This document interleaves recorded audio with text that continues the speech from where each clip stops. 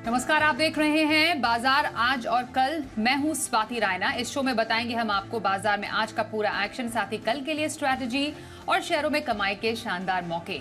आप भी पूछ सकते हैं हमसे सवाल। फोन नंबर नोट कर लीजिए 02223001634 या फिर आप हमें 02223001635 पर कॉल कर सकते हैं। फेसबुक पर @ZBusiness ऑनलाइन और ट्विटर पर @ZBusiness अपने सवाल भेजिए #बाजार आज और कल लिखकर। और आपकी कल की तैयारी कराएंगे जी बिजनेस के मैनेजिंग एडिटर अनिल सिंह भी। साथ ही खास मेहमान हमारे साथ आज हैं ट्रेड स्विफ्ट ब्रोकिंग के संदीप जैन। संदीप जी, स्वागत करते हैं हम आपका आज के शो में। और सबसे पहले आज के कारोबार पर एक नजर डाल लेते हैं। तो आज न सिर्फ वीकली एक्सपायरी का दिन था बल्कि आरबीआई मॉनेटरी पॉलिसी का दिन भी रहा और जोरदार एक्शन हमने बाजार में देखा। आरबीआई मॉनेटरी पॉलिसी की जो मीटिंग थी उसमें ब्याज दरों को स्थिर रखने से बैंकिंग और फाइनेंशियल सेक्टर्स पर खास तौर पर हमें आज दबाव दिखा। कारोबार के अंत में सेंसेक्स 307 अंक फिसला 65,688 के स्तर पर बंद हुआ। निफ्टी में हमने 89 अंकों की गिरावट देखी, 19,543 के लेवल पर यह बंद हुआ। तो वहीं बैंक निफ्टी 338 अंक आज टूटा और 44,541 के स्तर पर बंद हुआ।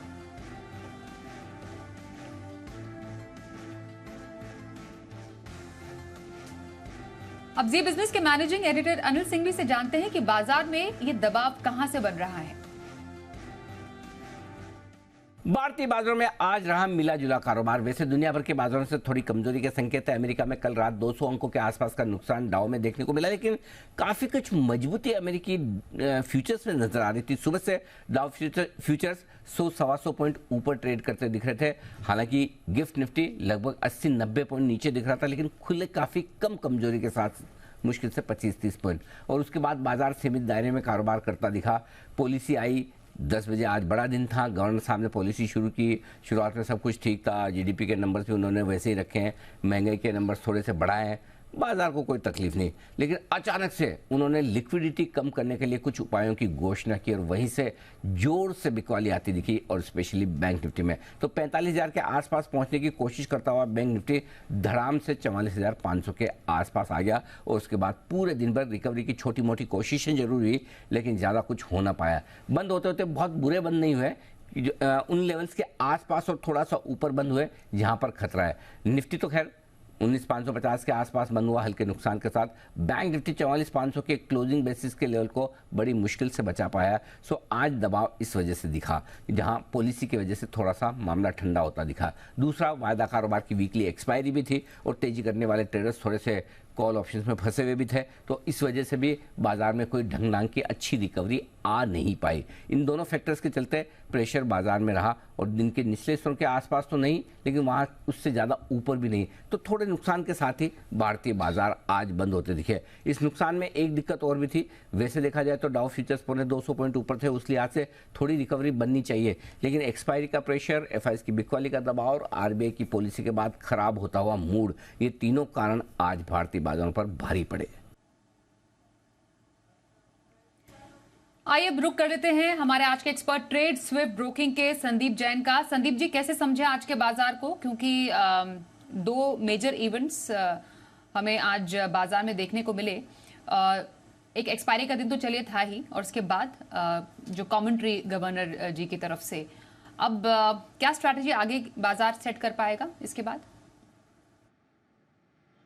देखिए, बड़ा इवेंट था, चला गया, ये भी एक इम्पोर्टेंट चीज है। बाकी सर्टेनली रेट कट अब इमीडिएट इस कैलेंडर ईयर में तो दिखता नहीं है, और बाकी रेट हाइक नहीं की, that was also positive. But सामने जो आईसीआरआर जो एडिशनल 10% का जो वो किया है, वो एक मार्केट्स ने नेगेटिवली लिया। बट ठीक है, मेरे हिसाब से उतना बड़ा भी मतलब रिएक्शन नहीं था कि कोई नी जर्क रिएक्शन बोले उसको। ठीक है, एक रूटीन एक करेक्शन बोल सकते हैं, बट कहीं ना कहीं मार्केट सपोर्ट भी लेता हुआ दिख रहा है। 19,000 आज सुबह भी मैंने सुना था अनिल जी को बोलते कि अगर 19,400 450 का लेवल आए तो वहां पे जबरदस्त बाइंग आएगी, और वैसा ही लग रहा है कि वहां पे एक सपोर्ट, और बहुत ज्यादा से ज्यादा अगर मैं देखूं तो 19,250 से लेकर ये 400 का रेंज होगा, जो कि एक अच्छा सपोर्ट की तरह काम करेगा आने वाले कुछ महीनों में। बट यस, क्रूड ऑयल बढ़ रहा है, चाइना फैक्टर थोड़ा सा वर्क करना शुरू किया कि चाइना वापस से मजबूती के साथ धीरे धीरे बढ़ेगा। बाकी इन्फ्लेशन बहुत ज्यादा कंट्रोल में नहीं है, और आपके डॉलर इंडेक्स भी है। तो ये सारी चीजों को देखते हुए लगता है कि बहुत ज्यादा मार्केट्स में अपसाइड नहीं भी हो तो डाउनसाइड भी नहीं है, और ऊपर के लेवल्स पे रेजिस्टेंस मिलेगा बट नीचे के लेवल्स पे भी सपोर्ट मिल जाएगा। So it can be a range bound market from 19,252 से 19,800 टू 20,000, इस तरीके का 500 600 पॉइंट 700 पॉइंट ये पूरा महीना निकाल सकते हैं। और बाकी क्वार्टरली रिजल्ट्स 15 तारीख तक सब खत्म हो जाएंगे, तो एक रिजल्ट्स वाला काम तो खत्म हो जाएगा, फिर देखते हैं कैसे क्या आगे रहता है। बाकी ग्लोबल क्यूज भी इंपॉर्टेंट है, so let's see, fingers crossed. मुझे लगता है कि मिड कैप स्मॉल कैप में अभी भी तेजी बनी रहेगी और वहां पे रोटेशनल काम होता रहेगा, तो नीचे के लेवल्स पे स्टॉक्स लिए जा सकते हैं। बिल्कुल। अब कुछ स्टॉक स्पेसिफिक स्ट्रैटेजी लेते हैं हमारे आज के एक्सपर्ट संदीप जी से। हफ्ते भर का नजरिया, पोजीशनल ट्रेड कहां पर रखने की सलाह रहेगी आपकी संदीप जी? बिल्कुल, मैं एक स्टॉक लाया हूँ काबरा एक्सट्रूजन टेक्निक, जो कि मैंने जेम्स में भी दिया हुआ है, एसपीएल मिड कैप सेगमेंट में भी दिया हुआ, और यहाँ पे शायद मैं पहली बार ही रेकमेंड कर रहा हूँ इस शो में। वहां पे टारगेट्स अचीव नहीं हुए हैं बट स्टॉक टेक्निकली बढ़िया लग रहा है और पोजिशनली बढ़िया लग रहा है, तो 461 फंडामेंटली तो अच्छा ही है। तो 461 के लेवल्स पे शायद बंद हुआ है, 510 530 के टारगेट के लिए, और 440 का stop loss. Kabra extrusion positional view रखने की सलाह आ रही है संदीप जी की तरफ से। स्टॉप लॉस 440, टारगेट 510 से 530 के लिए। अब लॉन्ग टर्म के लिए कौन से स्टॉक में आप खरीदारी की राय देंगे संदीप जी? बिल्कुल, एक्सो नोबेल इंडिया लिमिटेड, उसका पहले मैं टारगेट बता दूं, 3250 से लेकर 3290 तक के टारगेट्स के लिए स्टॉक को लिया जा सकता है। एक्सो नोबेल देखिए वर्ल्ड की लार्जेस्ट कोटिंग्स कंपनियों में से एक है और नीदरलैंड्स की एमएनसी है, उसकी ये सब्सिडियरी है इंडिया में। और इंडिया में पेंट्स इंडस्ट्री में देख लिए एक तरीके से ओलिगोपोली चलती है, 5-6 बड़ी बड़ी लिस्टेड कंपनियां हैं जो कि लिस्टेड है, एशियन पेंट्स और फिर बर्जर पेंट्स, कंसाई नेरोलेक, और फोर्थ में एक्सो नोबेल आता है। बट पी मल्टीपल्स देखें तो ऑलमोस्ट हाफ लेवल पे है एशियन पेंट्स के, मतलब एशियन पेंट्स अगर 67 के पी मल्टीपल पे है, उसके सामने 35 के पी मल्टीपल पे है, वो मुझे ज्यादा अट्रैक्टिव लग रहा है। बट यस, साथ साथ ये भी है कि जो उनकी स्ट्रेंथ है, मार्केट लीडरशिप है, वो तो स्ट्रांग ही है। बट ये कंपनी भी अब काफी सारे इनिशिएटिव्स ऐसे ले रहे हैं, मैं इनके कॉन कॉल नोट्स देख रहा था, तो कंपनी अपने इनरोड्स बनाना चाहती है स्मॉलर टाउन्स में, ब्रांड रेपुटेशन को लिवरेज करना चाहती है, बाकी कुछ प्रीमियम और प्रोजेक्ट सेगमेंट्स में जा रही है। सो ओवरऑल ऐसा नहीं है कि मार्केट्स में कंपनी को रिस्पॉन्स नहीं, और बहुत बढ़िया ग्रोथ इन्होंने भी किया है। 12-13% की सेल्स की क्या कर रही है और प्रॉफिट की क्या कर रही है। पिछले 3 साल की रिटर्न ऑन कैपिटल एम्प्लॉयड बहुत बढ़िया है, करीब 35% के लगभग, रिटर्न ऑन इक्विटी 26% के लगभग, नेग्लिजिबल डेट्स, सिर्फ 70 करोड़ का डेट है, 13,000 करोड़ की कंपनी है। फिर 2.5%, 2.5% के लगभग डिविडेंड यील्ड है, so things are very good. और उससे भी बढ़िया बात यह है कि मैं जो क्वार्टरली रिजल्ट्स देख रहा था वो एक्स्ट्राऑर्डिनरी अच्छे आए हैं। 77 करोड़ के पैट के सामने 110 करोड़ का पैट, तो इसका रीजन ये भी है कि मार्जिन्स बहुत बढ़िया रहे हैं, क्योंकि जब सप्लाई साइड कंस्ट्रेंट्स कम हो जाते हैं, आप देखिए किस तरीके से क्रूड ऑयल की प्राइस घटी हुई थी लास्ट क्वार्टर में, तो उसका बहुत बड़ा पॉजिटिव इंपैक्ट इनके मार्जिन्स में दिखा। तो 13% से 16% का ऑपरेटिंग प्रॉफिट मार्जिन से सीधा 1.5 प्रॉफिट्स हो गया, so that was the best thing. तो मुझे लगता है कि आगे भी आने वाले दिनों में ये कंपनियां ठीक ही करेंगी और इन लेवल्स पे बढ़िया लगता है, रिस्क रिवॉर्ड रेशियो भी बढ़िया लग रहा है। और एशियन पेंट्स का भी इस कंपनी में 4.5% के लगभग की शेयर होल्डिंग है, और डीआईआईज भी करीब 9% के लगभग होल्ड करते हैं, तो पब्लिक में सिर्फ 9% के लगभग शेयर होल्डिंग है और ओवरऑल स्ट्रॉन्गर हैंड्स में ये स्टॉक है। तो बिल्कुल इन लेवल्स पे इस स्टॉक को लिया जा सकता है 3250 3290 के लिए। जी, एक्सो नोबेल इंडिया में 1 साल के होराइजन के लिए खरीदारी की सलाह आ रही है संदीप जैन की तरफ से। पहले कॉलर से बात करते हैं, दिल्ली से शंकर हमारे साथ हैं। नमस्कार, बताइए क्या सवाल है आपका? मैडम मेरे पास 3 स्टॉक है। पहला है विनाइल केमिकल, 550 पे मेरे पास 100 शेयर, और मेरे पास पीओसीएल है 600 पे 50 शेयर, और मेरे पास आरती सरफेन सरफ है 100 शेयर 700 पे। ओके, और सब पर क्या कब तक का व्यू रख रहे हैं आप शंकर जी? Long term. बिल्कुल लॉन्ग टर्म व्यू। 3 स्टॉक्स इनके पास है, विनाइल केमिकल, आरती सर्फेक्टेंट्स और पीएसीएल इनके पास है। सर तीनों स्टॉक्स एक एक करके राय लेना चाहेंगे आपसे। देखिए विनाइल केमिकल्स ये स्टॉक को मैंने बहुत निचले लेवल्स पे रेकमेंड किया, वहां से मल्टीबैगर भी बना और अब करेक्ट हो रहा है 900 रुपए के लेवल से, बहुत बड़ा करेक्शन आ चुका है। तो टेक्निकली तो खराब हो चुका है, फंडामेंटली मुझे ये स्टॉक अच्छा लगता है क्योंकि एक बहुत बड़े ग्रुप से रिलेटेड कंपनी है, पीडीलाइट ग्रुप की कंपनी है, वहां पे लोग ये मोनोमर्स ये लोग सप्लाई करते हैं। So overall quarterly results were not good, that was one of the reasons, इसीलिए करेक्ट हुआ है। बट यस, अब बहुत ज्यादा डाउनसाइड यहाँ से लगता नहीं है, मतलब मुझे लगता है कि अब इतने दिन इन्होंने होल्ड किया है तो होल्ड करके रखें। मेरे हिसाब से vinyl chemicals is a hold. Genus power की बात करूं, एक जयपुर बेस्ड कंपनी है, ये कंपनी भी बहुत गजब का परफॉर्मेंस ऑलरेडी दे चुकी है और रीजन बीइंग देखिए, जो ऑर्डर बुक या जो सामने स्मार्ट मीटर्स की बात आती है तो उसका भी ये बहुत बड़ा बेनिफिशियरी है कंपनी, और बहुत बड़ा मूव आप देखिए 80-85 रुपए के लेवल से आज ऑलमोस्ट 200 रुपए के लेवल्स तक कंपनी पहुंच चुकी है। तो मेरे हिसाब से थोड़ा सा अब ये किन लेवल्स पे लिए मुझे एक बार बताना पड़ेगा, तो मैं थोड़ा सा राय और बेहतर दे पाऊंगा। बिल्कुल शंकर जी हमारे साथ ओके सर, इनका लाइन असल में ड्रॉप हो गया है तो जीनस पावर पर उनके लेवल्स नहीं जान पाएंगे। आरती सर्फेक्टेंट्स पे क्या रहेगी राय आपकी? जीनस पावर पे क्या स्ट्रेटेजी इस लिहाज से? फ्रेश खरीदारी नहीं करनी चाहिए और जिन्होंने ले रखा वो होल्ड करके रख सकते हैं, बट मैं तो होता तो मैं थोड़ा प्रॉफिट बुकिंग करता। बाकी चूंकि न्यूज ड्रिवन है, काफी सारे अभी इनके एक बहुत बड़ा एक टाई अप भी हुआ है, बहुत बड़ा इन्वेस्टमेंट भी इनके ग्रुप कंपनी में आ रहा है, तो इन सबको देखते हुए लगता है कि कंपनी में बहुत स्कोप है। बट फिर भी इतना बड़ा मूव और मार्केट्स अगर करेक्ट होते हैं तो स्टॉक करेक्ट होने का स्कोप पूरा है, बट फिर भी होल्ड करके रख सकते हैं और थोड़ी बहुत अगर पार्शियल प्रॉफिट बुकिंग करना चाहे तो कर ले। और तीसरा है आरती सर्फेक्टेंट्स, तो मैं इस स्टॉक को बहुत ज्यादा कीनली ट्रैक नहीं करता वेरी फ्रैंकली, और केमिकल स्टॉक्स वैसे भी कोई बहुत ज्यादा मतलब परफॉर्म नहीं कर रहे हैं मार्केट्स में, तो ये स्टॉक भी एक बहुत बड़ा अंडर परफॉर्मर रहा है। और रीजन बीइंग की केमिकल स्टॉक्स के रिजल्ट्स भी अच्छे नहीं आ रहे, बट फिर भी ये कहूंगा कि ये स्टॉक को अब होल्ड करें, डाउनसाइड रिस्क कम लगती है, ऑलरेडी सारी चीजें प्राइस्ड इन है, so it's a good hold from my side. बिल्कुल, तो तीनों ही स्टॉक्स पर आपको होल्ड करने की सलाह आ रही है हमारे आज के एक्सपर्ट संदीप जी की तरफ से। अगले कॉलर से बात करते हैं। इस वक्त हमारे साथ हावड़ा से अमृत जैन है। अमृत जी नमस्कार, बताइए कौन सा स्टॉक है आपके पास? हाँ नमस्ते मैडम, मेरे पास आईआरसीटीसी के 1000 शेयर्स हैं, 700 रुपए पे मैंने लिए थे और ये लगभग जब 700 पे? हाँ 700 पे लिए थे मैंने, 7-8 महीने हो गए। 700 पे मैंने लिए थे आईआरसीटीसी के 1000 शेयर्स हैं। और महिंद्रा लॉजिस्टिक्स के मेरे पास 422। हाँ मैडम, हेलो, कब तक का व्यू रख रहे हैं आईआरसीटीसी पे?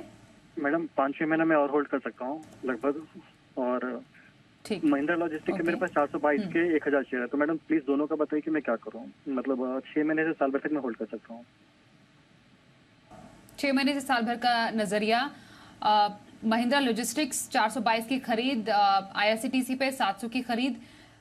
संदीप जी क्या स्ट्रैटेजी रख सकते हैं दोनों स्टॉक्स में? देखिए आईआरसीटीसी वैसे मुझे बहुत ज्यादा एक्साइट नहीं करता ये स्टॉक में, हमेशा से इस पे मेरी नेगेटिव राय रहती है, क्योंकि देखिए एक तो वैल्यूएशंस बहुत ज्यादा हैवी है और क्वार्टरली रिजल्ट्स भी कोई बहुत ज्यादा अच्छे आए नहीं है, so I am not very keen on this stock. बाकी ठीक है, इन्होंने ले रखा है, इसमें ओवरऑल बहुत ज्यादा करेक्ट हो चुका ऊपर के लेवल से और ऑलमोस्ट अपने 200 डेमा के लगभग कंसोलिडेट भी कर रहा है, तो मेरी राय यही रहेगी कि ऊपर के लेवल्स पे प्रॉफिट बुकिंग करके एग्जिट करे पीएसयू स्टॉक। और कभी भी अगर इनका जो मोनोपोली स्टेटस है कहीं कुछ हो जाए उसमें, और प्लस ओएफएस वगैरह आने की रिस्क हमेशा रहती है पीएसयूज में, अगर यहाँ वैल्यूएशन हाई है तो वो भी आने के चांसेस रहेंगे। सो आई फील कि फ्रेश खरीदारी नहीं करे, इन्होंने लिया हुआ है तो एग्जिट और बाउंस की रणनीति अपनाए। और दूसरा स्टॉक एक बार आप प्लीज बताइएगा। महिंद्रा लॉजिस्टिक्स से संदीप जी 422 की बाइंग है इनकी। देखिए महिंद्रा लॉजिस्टिक्स में देखिए लॉजिस्टिक स्टॉक्स बहुत बढ़िया लगते हैं, बट समहाउ वैल्यूएशंस के लिहाज से बहुत ज्यादा अच्छा नहीं है स्टॉक, बहुत ज्यादा इनफैक्ट नंबर्स में ट्रांसलेशन नहीं हो रहा है इस स्टॉक को, हालांकि पहले रेकमेंड भी किया हुआ है, वहां से नीचे ही आया हुआ है वेरी फ्रेंकली, और ऊपर गया भी था तो भी इतना ज्यादा ऊपर के लेवल्स पे सस्टेन नहीं कर पाया, 550 के लेवल से ये नीचे ही आते जा रहा है एंड रिजल्ट्स अच्छे नहीं आ रहे हैं। बट महिंद्रा ग्रुप है और लॉजिस्टिक स्पेस पे मैं वैसे बहुत बुलिश हूँ, तो मेरे हिसाब से आने वाले सालों में मतलब इनको समय अब देना पड़ेगा क्योंकि क्वार्टरली रिजल्ट्स इंप्रूव होते हुए आएंगे। बाकी एक लॉजिस्टिक्स का एक ऑलरेडी आईपीओ आ रहा है तो थोड़े ये स्टॉक भी सुर्खियों में है, बट एक चीज अच्छी है कि ऑलमोस्ट ये बॉटम आउट हो चुका है ऐसा मेरा मानना है, तो अब निकलने का समय तो नहीं है। बाकी जिनको बॉटम फिशिंग करनी है वो एक छोटे टारगेट के लिए 400 सवा 400 के लिए खरीद भी सकते हैं पोजिशनल पिक के तौर पे। जी, अगले कॉलर मुंबई से अतुल जी इस वक्त हमारे साथ हैं। नमस्कार अतुल जी, बताइए कौन से स्टॉक पर सवाल है आपका? या नमस्ते मैडम। मैडम मेरा सवाल है IEX के लिए, जो कि मैंने आज ही कल खरीदा था 131.4 में, क्वांटिटी 2272 शेयर है मैडम। व्यू क्या रखा है आपने IEX पर? लॉन्ग टर्म का है मैडम। ओके, लॉन्ग टर्म का व्यू IEX पर, बस हाल फिलहाल का खरीदा हुआ शेयर इनका। संदीप जी, क्या रहेगी आपकी तरफ से राय? देखिए, कुछ पॉलिसीज को लेकर या कंपटीशन फैक्टर को लेकर स्टॉक पहले तो देखिए बहुत बड़ा मल्टीबैगर बना, फिर स्प्लिट हुआ। इसको बहुत नीचे के लेवल से मैंने हो या दूसरे पैनलिस्ट हो, इवन अनिल जी, हम लोग सब ने जब रेकमेंड किया था 2020 में, वहां से एक्स्ट्राऑर्डिनरी परफॉर्मेंस था और मल्टीबैगर बना भी। टारगेट्स तो दूर की बात, 5-5 गुना 4-4 गुना हो गया था, बट वहां से स्प्लिट भी हुआ, अब नीचे आ रहा है। तो अब कुछ ना कुछ पॉलिसीज ऐसी आ रही हैं जो इस कंपनी के अनुकूल नहीं है। तो मेरे हिसाब से देखिए, करेक्ट तो ऑलरेडी स्टॉक हो चुका, बहुत टूटने के बाद भी 160 के लेवल से फिर करेक्ट हुआ, शार्प डिक्लाइन आया और अब बाउंस बैक लेने की कोशिश कर रहा है। तो मेरी राय ये रहेगी कि इनको बाउंस बैक पे निकलना चाहिए। आई am not very excited about the story now, but एक चीज मैं बोलूंगा, अगर यहाँ से अगर निकलते हैं तो दूसरा इसी इकोसिस्टम का, एक्सचेंज इकोसिस्टम का, अगर MII इकोसिस्टम का एक कोई स्टॉक लेना हो तो MCX को देखा जा सकता है। अभी वो थोड़े नेगेटिव न्यूज से सॉफ्टवेयर को लेकर घिरा हुआ जरूर है, बट आने वाले क्वार्टर्स में मुझे लगता है कि वो प्रॉब्लम जब रिजॉल्व होगी तो it can be a very good, मतलब अच्छा एक स्टॉक साबित हो सकता है। तो MCX पर खरीदारी के मौके आप तलाश सकते हैं। आपके लिए राय आ रही है संदीप जी की तरफ से।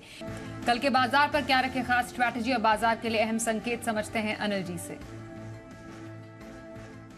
आज रात अमेरिका में आने वाले हैं महंगाई के आंकड़े। अनुमान यह कि महंगाई वहां पर 3% से बढ़कर 3.3% रहेगी।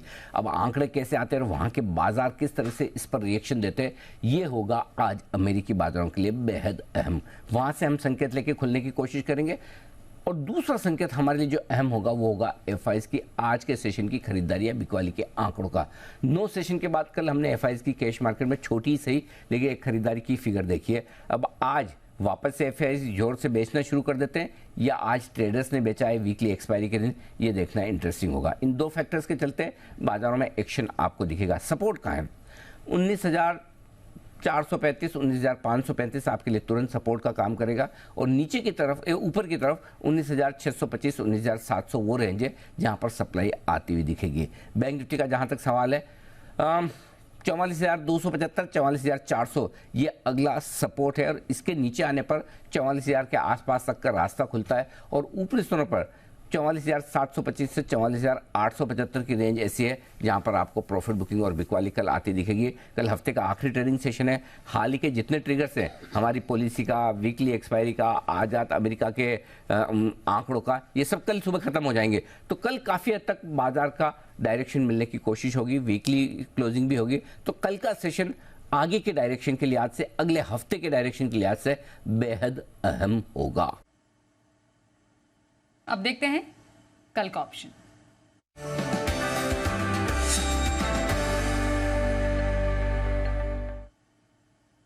हमारे साथ है चॉइस ब्रोकिंग के सुमित बगड़िया। सुमित जी, स्वागत करते हैं। कल के बाजार में कहां पर आपको मौके नजर आ रहे हैं? नमस्कार साथी, गुड इवनिंग। कल के बाजार में दो रणनीति है, दोनों तेजी की तरफ की है। एक बैंकिंग स्टॉक है मेरे पास, IndusInd bank. IndusInd bank chart के ऊपर बढ़िया दिख रहा है, यहाँ से ऊपर का मूव दिखाना चाहिए। 1430 का कॉल 38 साढ़े 38 के आसपास लेने का सलाह रहेगा। 32 रुपए का इसके अंदर नीचे में स्टॉप लॉस लगाना है और ऊपर में टारगेट 50 रुपए तक के देखने को मिल सकते हैं। तो इंडसइंड बैंक का 1430 का कॉल खरीदारी करें 32 के स्टॉप लॉस से 50 के टारगेट के लिए। दूसरा स्टॉक मेटल सेक्टर का JSW steel. JSW steel chart के ऊपर बढ़िया दिख रहा है। 830 वाला कॉल खरीदारी करें 21 रुपए के आसपास। 18 रुपए का इसके अंदर नीचे में स्टॉप लॉस लगाना है और ऊपर में टारगेट 27 रुपए तक के देखने को मिल सकते हैं। तो JSW स्टील का 830 का कॉल खरीदारी करना है 18 के स्टॉप लॉस से 27 के टारगेट के लिए। ये दो रणनीति मेरी तरफ से कल के लिए। धन्यवाद सुमित जी कल के ऑप्शन कॉल के लिए। और संदीप जी, आपके नजर में कल के बाजार में कहां पर मौके ढूंढे जा सकते हैं? बिल्कुल एफएनओ पिक के तौर पे, इंट्राडे एफएनओ पिक के तौर पे मैं लाया हूं एबीबी इंडिया लिमिटेड। अगेन एक बेहतरीन MNC quality stock, MNC stock है और 4400, sorry I am very sorry, ये लास्ट वीक दिया था मैंने, I am very sorry.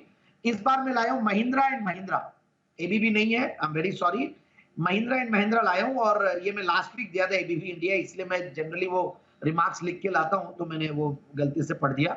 Mahindra and Mahindra 1546 पे बंद हुआ है, 1590 का टारगेट और 1525 का stop loss. Intraday FNO pick के तौर पे महिंद्रा एंड महिंद्रा।